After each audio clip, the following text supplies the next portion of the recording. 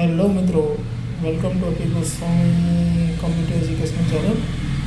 તો આજે આપણે જાણીશું કે કેવી રીતે તમે તમારા પોસ્ટને રીઓર્ડર કરી શકો. માની લો મારી પાસે વર્ડપ્રેસની આપણી પાસે અત્યારે થીમ છે. મેં નવી થીમ એક ઇન્સ્ટોલ કરી લીધી છે અને થીમની અંદર આપણે અત્યારે 2 પોસ્ટ મૂકી દીધી છે. એક પોસ્ટ મૂકી દીધી એટલે તમને વધારે આઈડિયા આવે.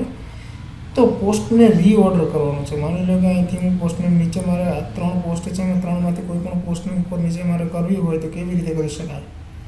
તેની માટે ફર્સ્ટ ઓફ ઓલ તમારો એક સિમ્પલ પ્લગઇન આવે છે. એ પ્લગઇનને ઇન્સ્ટોલ કરવાનું છે. ઇન્સ્ટોલમાં જઈને એડ ન્યૂ પ્લગઇન ઉપર આપણે ક્લિક કરશું. જેવું ક્લિક કરશું એટલે અહીં આપણે લખવાનું છે સિમ્પલ પોસ્ટ ઓર્ડર. બરાબર છે. એટલું સર્ચ કરશું તો આપણને અહીં એક સરસ મજાનું સિમ્પલ કસ્ટમ પોસ્ટ ઓર્ડર નામનું આપણને કલર દ્વારા એક આપણને એક્સટેન્શન પ્લગઇન મળી જાય છે. એની પર ક્લિક કરીશું.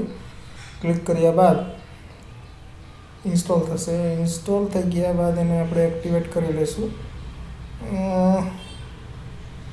ઓકે, ઇન્સ્ટોલ થઈ ગયું છે. એક્ટિવેટ ઉપર ક્લિક કરી દઈશું. જેવું તમે એક્ટિવેટ ઉપર ક્લિક કરશો એટલે ડાયરેક્ટલી તમે પ્લગઇન ઉપર અહીંયા આવી જશો. બરાબર છે. હવે કંઈ નથી કરવાનું, માત્ર તમારો પોસ્ટવાળા જે પેજ છે એ પેજમાં જવાનું છે.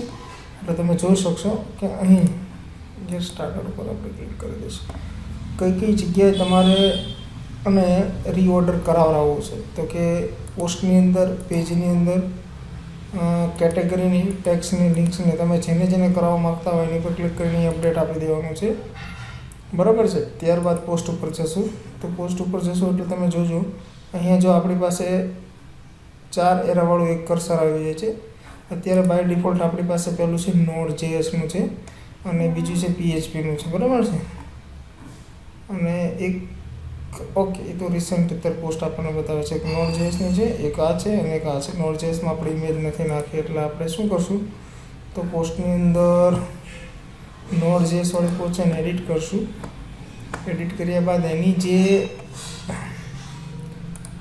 સિલેક્ટ થીમ છે એની અંદર આપણે અપલોડ ઇમેજ કરી દઈશું. એટલે આપણને આઈડિયા રહે કે આપણી પોસ્ટ છે અને Node.jsનો સિમ્બોલ છે.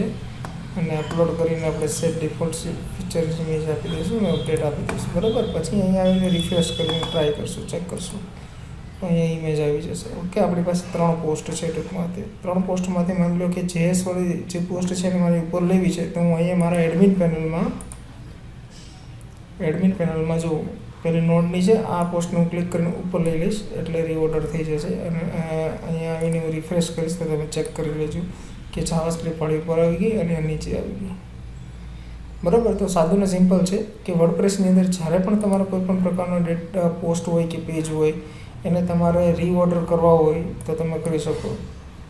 PHPને હું ઉપર લઈ આવું છું અને અહીંયા એને રિફ્રેશ આપીશ તો PHP વાળી છે ઉપર આવી જશે. જુઓ, તો આને હતું કસ્ટમ સિમ્પલ પોસ્ટ અથવા પેજ અથવા ટેગ અથવા કેટેગરીને તમારી રીતે કસ્ટમ ઓર્ડર કરવો હોય તો તમે વર્ડપ્રેસની અંદર સિમ્પલ ઇઝીલી તમારી પાસે જે મેનુ છે પ્લગઇન્સમાં જઈને સિમ્પલ કસ્ટમ ઓર્ડર પ્લગઇન્સ તમે સર્ચ કરશો તો ઘણા બધા ફ્રી ઓફમાં અવેલેબલ છે જેનાથી તમે કરી શકશો.